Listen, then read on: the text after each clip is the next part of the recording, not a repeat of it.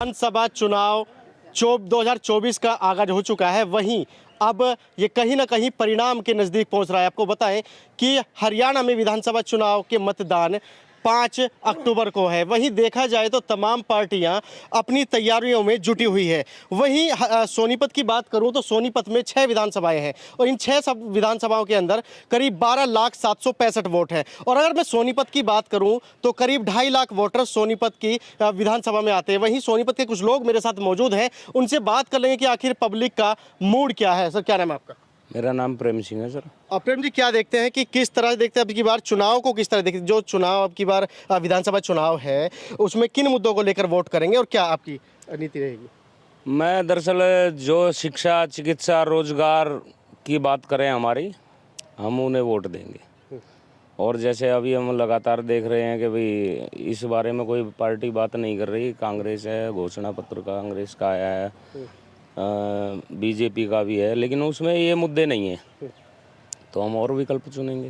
कौन से मुद्दे आप चाहते हैं? हम तो शिक्षा, चिकित्सा, रोजगार की बात चाहते हैं कि भाई हमारे बच्चों के एम्प्लॉयमेंट की क्या गारंटी है वही, और एजुकेशन की क्या हो, हेल्थ की क्या। सबसे बड़ी समस्या हेल्थ की और एजुकेशन की मानते हैं कि भाई आज जैसे हम प्राय सरकारी में जाते हैं तो इलाज नहीं है, मशीनरी नहीं है, प्राइवेट में जाते हैं और पैसा देते हैं, अगर बच भी गए तो मुझे लगता है कि बिल देख के मर जाएंगे। दोनों पार्टी ने मैनिफेस्टो अपना जारी किया है, उसमें है तो चिकित्सा की भी, रोजगार की भी बात है। चिकित्सा अब जैसे आयुष्मान का बीजेपी ने करा पीछे, लेकिन उसमें क्या है, जाते हैं पहले वे 19-20 हज़ार रुपये टेस्ट के नाम पे मांगते हैं, जबकि ऐसा नहीं होना चाहिए। अगर गरीब आदमी है तकरीबन लोग, और सबसे बड़ी समस्या यही है हेल्थ की। क्या लगता है कौन इस समस्या को दूर कर सकता है? देखो जी, अब जैसे सभी बोल रहे हैं, हमें राजीव वर्मा जी हैं जो जिन्होंने पहले भी 134A में बच्चे करवाए हैं, और जो 10% फ्री बच्चे पढ़ते थे, और उसमें मैंने देखा है कि ऑटो वालों के बच्चे ब्राइट स्कॉलर में पढ़े, लेकिन अब बीजेपी सरकार ने आने के बाद उसे भी बंद कर दिया।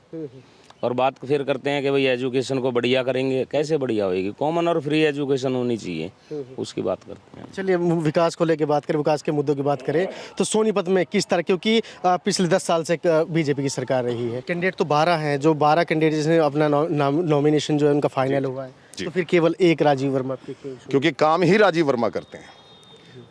ये सवाल उनसे भी पूछिएगा कि आप जिस जनता के बीच में जाके वोट मांग रहे हैं, ऐसा कौन सा अनोखा काम किया है कि जनता आपको वोट दे। चलिए, बीजेपी से निखिल मदान, कांग्रेस से सुरेंद्र पवार, अन्य पार्टियों से अलग अलग कैंडिडेट उठे हुए हैं। विकास की बात कौन कर रहा है और क्या लगता है कौन विकास करा सकता है? देखिए, पिछले 10 साल से हरियाणा के अंदर भारतीय जनता पार्टी की सरकार है। 2014 में जब नरेंद्र मोदी जी हरियाणा में आए थे तो उन्होंने कहा था, क्योंकि सोनीपत जो है वो दिल्ली के बिल्कुल नज़दीक है और लाखों लोग रोज़ यहाँ से दिल्ली जाते हैं रोजगार के लिए, तो उन्होंने कहा था कि भाई हम मेट्रो की सुविधा लेके आएंगे, रैपिड ट्रेन लेके आएंगे, सोनीपत को जो है महानगर की तर्ज पे विकसित करेंगे। ऐसे अनेकों बातें खुद प्रधानमंत्री जी ने कही थी। उसके बाद आज तक 10 साल में तो कुछ हुआ नहीं, एक खंभा मेट्रो का लगा नहीं, कोई और ऐसे संसाधन जुड़े नहीं। तो विकास की जो अनदेखी भारतीय जनता पार्टी ने की, मुझे लगता है शायद किसी ने नहीं की। रही बात यहाँ से विधायक की, तो विधायक पिछले 5 साल से, उससे पहले तो भारतीय जनता पार्टी की मंत्री थी कविता जैन जी, उन्होंने क्या किया ये आज आप देख सकते हैं कि यहाँ पर कोई भारतीय जनता पार्टी का मुझे लगता है कि समर्थक भी नहीं खड़ा है कि विधायक जी शहर में पानी की पीने की जो है बड़ी व्यवस्था खराब है। उन्होंने इस बात को चंडीगढ़ में भी उठाया, परंतु 5 साल से सरकार ने उस पर कोई काम नहीं होने दिया। तो ये अपोजिशन के विधायक हैं, बेचारे प्रयास करते हैं परंतु काम नहीं हो रहा। तो अब तो जो है ये भारतीय जनता पार्टी को सोचना चाहिए। ये तो पक्ष विपक्ष के आरोप प्रत्यारोप की बात है, लेकिन अभी जो कैंडिडेट है वो वादा कर रहे हैं पब्लिक के से कि हम विधानसभा जाएंगे, चंडीगढ़ जाएंगे, और चंडीगढ़ से जाने के बाद हम तमाम जो विकास रह गए हैं यहाँ या फिर जो होने वाले उन सब को जो है विधानसभा में कह देंगे। नए नए वादे कर रहे हैं, नई नई बातें कह हैं, उसको किस तरह देखें? देखिए, 10 साल से हरियाणा के लोग भारतीय जनता पार्टी को देख रहे हैं और उन्होंने हरियाणा के मुख्यमंत्री पे भी और प्रधानमंत्री पे भी विश्वास किया। मुझे लगता है कि अब के बार जो है इस सरकार को बदल के दूसरे सरकार को और मौका देना चाहिए, ताकि जो उन्होंने अब कांग्रेस के लोग वादा कर रहे हैं 10 साल 5 साल में, उनको भी मौका देना चाहिए। वो कितना खरा उतरते हैं वो 5 साल के बाद तय करके आगे की रणनीति बनाएं। परंतु क्योंकि 10 साल से भारतीय जनता पार्टी सरकार में है, उन्होंने कोई काम नहीं किया, तो इसलिए मुझे लगता है कि अब की बार सरकार बदल देनी चाहिए। चलिए, क्या नाम आपका? मेरा नाम सौरभ सचदेवा है। सौरभ जी, क्या लगता है कि तमाम पार्टियां वादे कर रही है, विकास को लेकर के बात कर रही है, लेकिन अगर देखा जाए तो भारतीय जनता पार्टी की मैं बात करूं तो निखिल मदान, जो कि वर्तमान में मेयर भी हैं, 3.5 साल लगभग उनको हो चुके हैं, तो तमाम का विकास कार्य जो होने थे, आई थिंक होने भी चाहिए थे, लेकिन उसको किस तरह देखते हैं? वो हुए हैं, नहीं हुए? पब्लिक की क्या समस्या है सोनीपत की जनता की? मैं आपके चैनल के माध्यम से सोनीपत की जनता को सबसे पहले तो नमस्कार करता हूं। और ये आपने कहा तमाम पार्टियां वादे कर रही हैं, तो जनता को एक चीज़ का बिल्कुल प्रत्यक्ष को प्रमाण की जरूरत नहीं होती। इस बीजेपी सरकार ने 2019 में भी घोषणा पत्र जारी किया होगा, जब चुनाव से पहले हर पार्टी घोषणा पत्र जारी करते हैं। और जो है हुड्डा सरकार में कांग्रेस सरकार 2009 का घोषणा पत्र, आप ये देख लो कि किसने अपना घोषणा पत्र लागू किया। बीजेपी सरकार ने ये वादा किया था कि पंचकुला की स्तर पर एक स्वास्थ्य की सेवाओं के लिए मल्टी स्पेशल हॉस्पिटल हर जिले में बनाया जाएगा। मैं पूछता हूँ सोनीपत को उसका हक क्यों नहीं मिला? बीजेपी ने वादा किया था कि मेट्रो रेल को है आगे विस्तार किया जाएगा हरियाणा में, बहादुरगढ़ जैसी जगह पे मेट्रो की रेल है, फरीदाबाद में मेट्रो की ट्रेन है, गुड़गांव में मेट्रो है, सोनीपत में 1 इंच भी, कहीं भी पूरे हरियाणा में 1 इंच भी। ये स्वास्थ्य की बात होगी, ट्रांसपोर्टेशन की बात होगी। आप ये देख लो, लगभग 5000 स्कूल बंद करने का काम करा भाजपा सरकार ने। यहाँ पर आपने देखा होगा, ये भाजपा और जसपा की सरकार में रजिस्ट्री घोटाले आए, आपने देखा शराब का घोटाला आया, आपने देखा धान का घोटाला आया। घोटालों की सरकार थी ये, तो ये कैसे? अब ये जो वादा कर रहे हैं 2019 में, क्या संकल्प पत्र एक भी पूरा कर दिया इन्होंने? अब निखिल मदान ने जब मेयर के इलेक्शन लड़े थे, उन्होंने इतने वादे करे थे, यहाँ पे एक भी वादा पूरा नहीं करा। बोले थे गड़ी घसीटा की रजिस्ट्री करवाऊंगा, वो बोले कि भाई क्या कहते हैं। उसके बाद जब भाजपा ज्वाइन करी निखिल मदान जी ने, तो ज्वाइन करने से पहले बोले मैं काम नहीं कर पा रहा था क्योंकि मैं विपक्ष में था।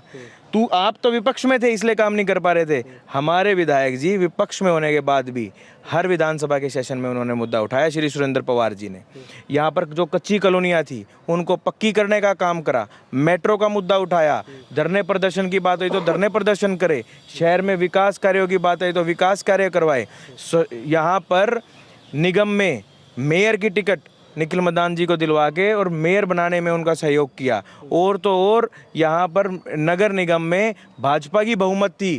पर ये आपने कहा, मैं ही रोकूंगा, ये आपने कहा कि मतलब भारतीय जो जनता पार्टी की अब कैंडिडेट है वो पहले कांग्रेस की टिकट लेकर के पहले यहाँ मेयर बने, फिर उसके बाद भारतीय जनता पार्टी में गए, तो आखिर विकास कार्यों से क्यों जूझ रहे? क्योंकि जो सोनीपत में देखे तमाम सड़कों की हालत देखी जाए तो वो खस्ता हालत में दिखाई देती है, लेकिन अगर कोई मंत्री या फिर कोई नेता ऐसा आ जाए तो तमाम सड़कें रातों रात बन जाती है। किस तरह देखेंगे? तो ये तो बिल्कुल देखो प्रशासन की। अब एक बात बताओ, सड़कें, अब कार्य प्रणाली के ऊपर बात कर लेते हैं। कार्य प्रणाली कैसे चलती है? हम विधायक चुनते हैं, विधायक विधानसभा में जाता है, विधानसभा में मुद्दे उठते हैं, जिस मंत्री के विभाग का मुद्दा होता है कोई भी विधायक उठाएगा तो वो मंत्री उस बात को जवाब देगा। और उसके बाद वो PWD का मुद्दा होगा तो PWD के अधिकारी जाएंगे वहाँ पर, निगम का मुद्दा होगा तो निगम के अधिकारी जाएंगे, वो टेंडर पर। तो काम तो सरकार ही करती है ना। चलिए, आम आदमी पार्टी नया कैंडिडेट, नया चेहरा सामने आया सोनीपत से अब की बार, किस तरह देखते हैं? भाई साहब, आम आदमी पार्टी का यहाँ कोई कैडर नहीं है। और रही बात जो उनका कैंडिडेट है, वो ठीक है, बेचारा संघर्ष कर रहा है, परंतु यहाँ पर ना तो भारतीय आम आदमी पार्टी का कोई कैडर है, ना उनका कोई वोट बैंक है। ठीक है, वो अपना संगठन खड़ा करने के लिए इलेक्शन लड़ रहे हैं, इससे ज़्यादा कुछ नहीं है। और जैसे अब मेरे भाई ने बताया, मैं आपको अम्बाड़ा की एक घटना बताता हूँ। अम्बाड़ा में अनिल विज जी ने बड़ा शोर मचाया, हरियाणा के अंदर गब्बर हूँ, ये करता हूँ, वो करता हूँ। मैं अम्बाड़ा गया था भाई साहब, अम्बाड़ा गया तो वहाँ के बिल्कुल नौजवान लड़कों ने मुझे एक बात बताई कि भाई साहब अम्बाड़ा कैंट के अंदर 3000 करोड़ रुपए का घोटाला हुआ है, जो कि भारतीय जनता पार्टी के जो सेकंड नंबर के लीडर थे, गृह मंत्री थे अनिल विज जी, उनकी देखरेख में वो घोटाला हुआ। 3000 करोड़ रुपए अम्बाड़ा कैंट और अम्बाड़ा सिटी के 2 कामों के लिए आए थे, पानी के लिए और सीवरेज के लिए। कोई काम नहीं हुआ। जितना भ्रष्टाचार इस भारतीय जनता पार्टी की सरकार में हुआ, मुझे लगता है हरियाणा के इतिहास में 1966 में हरियाणा बना था, उससे लेकर आज तक हरियाणा के इतिहास में इतना भ्रष्टाचार नहीं हुआ होगा। आप कोई भी काम किसी सरकारी संस्थान में चले जाइए, बगैर रिश्वत के आप काम नहीं करवा सकते, चाहे वो थाना हो, तहसील हो, नगर निगम हो, या चाहे आपकी जानकारी मुख्यमंत्री से भी हो, मुख्यमंत्री आपका रिश्तेदार हो, आप बगैर रिश्वत दिए काम नहीं करवा सकते। पानी सीवरेज को आपने बताया कि करोड़ों का घोटाला रहा है, लेकिन भारतीय जनता पार्टी कहती है, अभी तक कार्यवाहक भी रही है, कार्य भी किए हैं, मनोहर लाल खट्टर सीएम भी रहे हैं, अब कार्यवाहक नायब सिंह सैनी है। ये कहते हैं कि हर घर नल की सुविधा जो है इन्होंने दी है, स्कीम दी है, उसके तहत इन्होंने हर घर नल पहुंचा दिया और सीवरेज की स्थिति जो है बिल्कुल क्लियर कर दी। भाई साहब देखो, भारतीय जनता पार्टी जो है ना, बातों की राजनीति ज़्यादा करती है। कहने को तो इन्होंने बड़े बड़े वायदे किए थे। नरेंद्र मोदी जी ने हरियाणा की धरती से नारा दिया था बेटी बचाओ, परंतु इन्होंने पूरी बात नहीं बताई, क्योंकि हरियाणा का जो आदमी है वो सादा आदमी है। इन्होंने हरियाणा की धरती से प्रधानमंत्री ने नारा दिया बेटी बचाओ, परंतु ये नहीं बताया कि वो बचानी किससे है, क्योंकि आज सबसे ज़्यादा अगर दुराचार शोषण कोई कर रहा है तो वो भारतीय जनता पार्टी के लोग और भारतीय जनता पार्टी कर रही है। पिछले दिनों आपने देखा होगा जंतर मंतर पर हमारे हरियाणा की पहलवान बेटियों को कैसे घसीटा गया। तो इनकी कथनी और करनी में तो इतना अंतर है, इतना तो किसी चीज़ में नहीं पाता। ये जो कहते हैं इनका बिल्कुल उलट चीज़ें होती हैं। तो इनकी कथनी और करनी, इतने झूठे, इतने बेईमान, इतने चोर, इतने गुंडे और इतने मतलब महिलाओं का अपमान करने वाले, शायद हरियाणा के इतिहास में ऐसा कोई दल होगा जितने झूठे और बेईमान ये भारतीय जनता पार्टी के लोग हैं। चलिए, बहुत शुक्रिया। क्या नाम आपका? प्रेम रेलन मेरा नाम है। प्रेम जी, किस तरह देखते हैं, क्योंकि गरीब तबके को सबसे ज़्यादा ज़रूरत होती है एक अच्छे नेता की, किसके रूप में देखते हैं?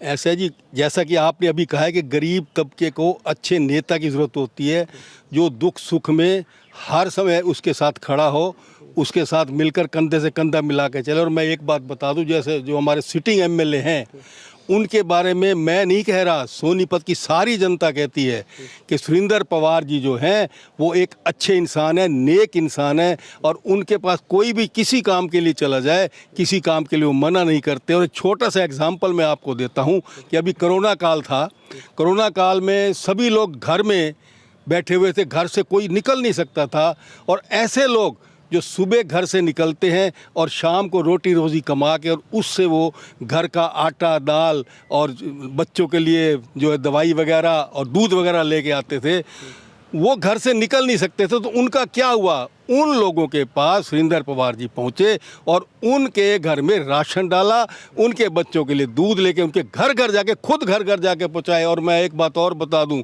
मुझे पता चला उनके घर के एक परिवार के मेंबर से, क्योंकि कोरोना काल में इन्फेक्शन की बहुत बड़ी समस्या होती थी, इन्फेक्शन हो जाता था। तो कोरोना काल में सुरेंद्र पवार जी का छोटा सा पोता है, 4 महीने तक वो पोते का मुंह नहीं देख सके क्योंकि इन्फेक्शन के डर से कि छोटे बच्चे को पोता। तो ऐसा इंसान जो अपने घर को छोड़ के पब्लिक की सेवा में निकल जाए, तो क्यों ना उसको हम एमएलए बनाएं। ये नेशनल त्रासदी की आपने बात की है, जो नेशनल लेवल की थी। अब सोनीपत की हम बात करें, 2.5 लाख की जनता है यहाँ। तो किस तरह, क्योंकि अपना नेता चुनने के लिए हर एक व्यक्ति यही चाहता है कि हमारे नेता वो हमारी आवाज़ विधानसभा तक पहुँचाए, और वो मुद्दे, क्योंकि विकास के वे मुद्दे जिनकी उनको बेसिक नीड है, जैसे कि जल हुआ, स्वास्थ्य, शिक्षा या फिर अन्य कोई ऐसी सेवा जो उनके पास तक पहुँच सके। इसके बारे में आपने शायद देखा होगा कि विधानसभा में सुरेंद्र पवार जी ने हर वो मुद्दा उठाया जिससे हमारे सोनीपत के लोग त्रस्त से, हर एक मुद्दा उठाया। और जहां पानी की समस्या होती थी तो वो टैंकर भेजा करते थे, कोई भी किसी किस्म की। और एक बात और है कि जैसी किसी को किसी चीज़ की ज़रूरत होती तो वो उनके घर में पहुंचती थी। और दूसरी बात ये बता दूं, अब जो है, अब हम ये चाहते हैं कि सोनीपत की जनता ये चाहती है कि जो मुद्दे भारतीय जनता पार्टी ने कहे लेकिन पूरे नहीं किए, उनको सुरेंद्र पवार जी की सरकार अब कांग्रेस की आने वाली और हमारे कांग्रेस के विधायक बनेंगे, वो सारे मुद्दे उठाएंगे और उन सारी समस्याओं का समाधान जो है वो यहाँ सोनीपत की जनता के लिए करेंगे। ये मेरा पूरा विश्वास है। चलिए, बहुत शुक्रिया। क्या नाम आपका? ओम प्रकाश मुंडा। ओम प्रकाश जी, क्या लगता है किन मुद्दों को लेकर अब की बार वोट कर रहे हैं? मैं तो ये है जी, जैसे ये बीजेपी वाले हैं महाभ्रष्ट और महाचोर और झूठे। हमारे सुरेंद्र पवार जी बिना मतलब के इनको 2.5 महीने तक जेल में रखा, इसलिए कभी ये मतलब ये आगे ना निकल जाए। और हमारे निखिल मैदान जी जो कल कांग्रेस में थे आज बीजेपी में चले गए, इनको नेता नहीं मिला बीजेपी में कोई इनके मुकाबले में खड़ा होने वाला। उन्हीं का बनवाया हुआ, उन्हीं का किया हुआ, इन्होंने उसके मुकाबले खड़ा कर दिया। और सुरेंद्र पवार जी सबके नेता हैं, वो बीजेपी वाला भी आज चला जाए ना उनके काम करवाने, उसके लिए भी काम करने के लिए तैयार रहते हैं वो। और ये कभी किसी का काम करते हैं? किसी का नहीं करते। आज सब वहाँ करवा लो, जितनी मर्जी यहाँ करवा लो, सब कर देंगे। लेकिन वही बीजेपी का कैंडिडेट जो निखिल मदान है, वही 3.5 साल से ज़्यादा मेयर के पद पे रहे हैं। उनके पास सोनीपत की जनता पहुंची है। उनका कहना ये भी है कि उन्होंने काम भी कराए हैं। तो फिर उससे कैसे हम? अरे वो काम कराते थे बीजेपी में, क्यों भागते वो? क्यों छोड़ के भागते? अगर इतने अच्छे थे तो उनको ईडी का डर था, ईडी वाले पकड़ के ले जाएं। आज जो अगेंस्ट बोलता है, सपोज मैं कुछ बोलने लगा मेरे को पकड़ के ले जाएगी, कोई मतलब ही नहीं है, ठाके बंद कर देना। मुख्य मुद्दे कौन से? मुख्य मुद्दे हमारे ना तो यहाँ पे सीवर की लाइन चल रही है, हालांकि मेयर भी रहे हो, ना यहाँ पानी की व्यवस्था है, ना कोई सड़क की। आप स्कूटर लेके चले जाओ, बगैर पंचर हुए, बगैर कोई पार्ट निकले उसका घर नहीं आ सकते आप। ऐसे मुद्दे हैं। गरीब को क्या चाहिए? 2 वक्त की रोटी, टाइम पे आना जाना, टाइम पे बिजली पानी, यही चाहिए। ये है नहीं।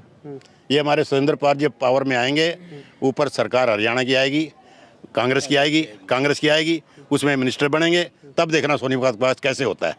चलिए शुक्रिया। तत्कालीन सरकार की हम बात करें, तत्कालीन सरकार ने तमाम वादे किए। 500 रुपये सिलेंडर देने की बात कही, लाडली योजना की बात कही, उन गरीब जो परिवार हैं उनके जो कन्याएं हैं, गरीब कन्याएं हैं, उनको पैसा देने की बात कही, मृतक आश्रित को जो है पैसा देने की बात कही, पेंशन बढ़ाने की बात कही। किस तरह देखते हैं?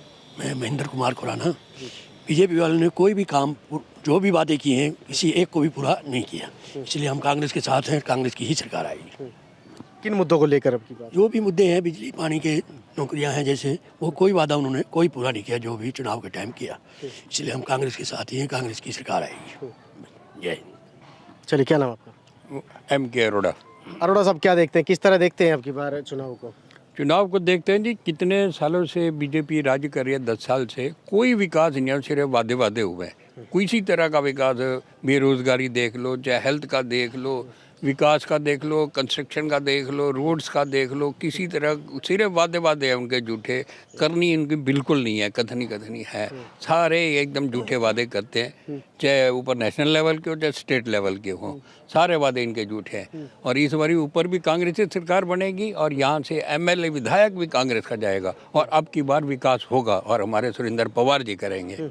पीछे चाहे जो मेयर रहे, चाहे पीछे मंत्री रहे भाजपा के, कुछ भी सोनीपत का विकास नहीं हुआ। सारे सड़कें टूटी पड़ी है, सारे जगह पानी इकट्ठा हो जाता है, आधे घंटा बरसात सोनीपत है, सोनीपत लबालब भर जाता है, गाड़ियों के टायर तक डूब जाते हैं। इतने तक विकास नहीं हुआ कि एक जाके आप सड़क से घर सीधा वापस आ जाओ। किसी तरह का विकास नहीं हुआ भाजपा की सरकार में 10 साल में। अब क्योंकि कांग्रेस की सरकार ऊपर बन रही है, विधायक भी कांग्रेस का जाएगा और विकास पूरे होंगे और सभी के विकास होंगे। महिलाओं का पूरी सुरक्षा की जाएगी। भाजपा ने सिर्फ कहा है, सुरक्षा कोई नहीं की भाजपा ने। वो तो महिला सशक्तिकरण की बात करते हैं, महिला सुरक्षा की बात करते हैं। वो करने और उनकी कहने और करने में फ़र्क है ना जी। उनकी कहने करने में फ़र्क है। वो कहते हैं, करते नहीं है कुछ भी, चाहे गरीबों का चाहे किसी का भी हो, किसी का भला नहीं करते।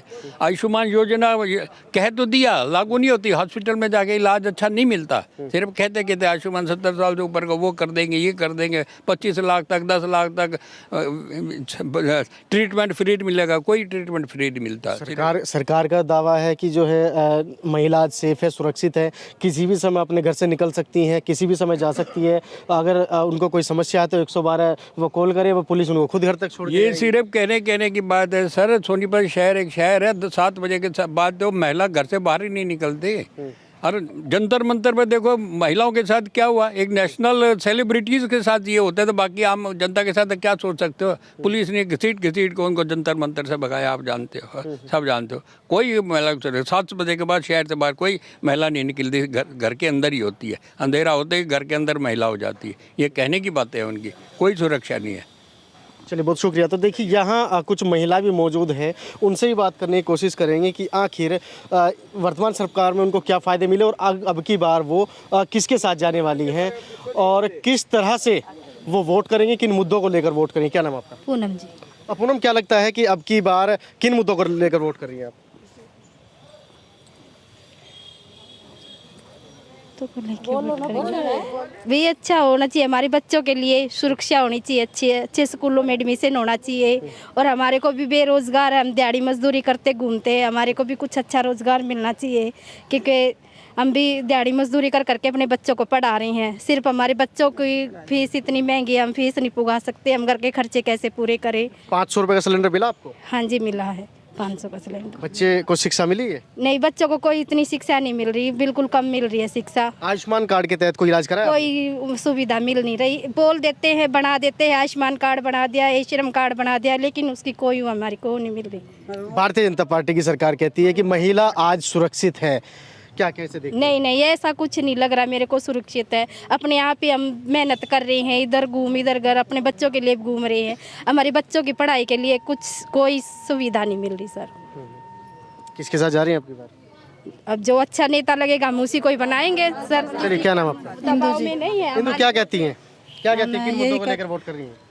हमारे लिए भाई राजीव भाई जी ने बहुत अच्छे अच्छे काम किए हैं और पढ़ाई लिखाई भी, जो हमारे बच्चे यहाँ आज प्राइवेट स्कूल में पढ़ रहे हैं, राजीव जी की वजह से पढ़ रहे हैं। हमारी इतनी अहमियत नहीं थी कि हम अपने बच्चों को प्राइवेट पढ़ाए। जब भी हमने जो भी कोई मदद मांगी राजीव जी से, तब भी हमारे साथ खड़े पाए। भारतीय जनता पार्टी के भी कैंडिडेट है, कांग्रेस के भी कैंडिडेट है और भी अन्य पार्टी है, 12 कैंडिडेट है, तो क्या लगता है? किसी से कोई उम्मीद नहीं मिली, नहीं हमें कोई किसी से सुरक्षा मिली है। जो हमने ये राजीव जी से हमने वो मिली है, हमने किसी से नहीं मिली ये सब। हम अब जो भी हमारा अच्छा काम कर रहे हैं हम उसी के साथ हैं। कौन सी कॉलोनी के रहने वाले हैं? हम जी तारानगर के रहने वाले। तारानगर में विकास की स्थिति क्या है? क्योंकि देखा जाए तो सीवर देखा जाए, सड़कें देखा जाए, नाली पे लेटरिन के बिल्कुल वो चल रहे हैं सीवर। किसी से मांगने जाते हैं कोई कुछ नहीं कहता, ना कोई आके देखता। वोट मांगने के लिए सब आ जाते हैं, लेकिन कोई भी कुछ नहीं कार्य करता। हमारी गली भी इतनी नीचे झील में गई हुई है जो कि भी हम कुछ कह नहीं सकते। चलिए, बहुत शुक्रिया। तो देखिए, मेरे साथ इस समय मौजूद थी सोनीपत की वो जनता, वो वोटर्स जो कि सोनीपत के करीब 2.5 लाख वोटर्स में से कुछ वोटर आते हैं। हालांकि इन वोटर्स का क्या कहना है, क्या इन्होंने कहा, ये आपने भली भांति सुना। लेकिन देखना ये है कि आने वाली 5 अक्टूबर को सोनीपत की ये 2.5 लाख जनता और सोनीपत जिले की करीब 12 लाख जनता किसको अपना नेता चुनती है और किसके सर पर ताज पहनाती है। कैमरा सहयोगी के साथ विनीत कुमार, जनतंत्र टीवी, सोनीपत।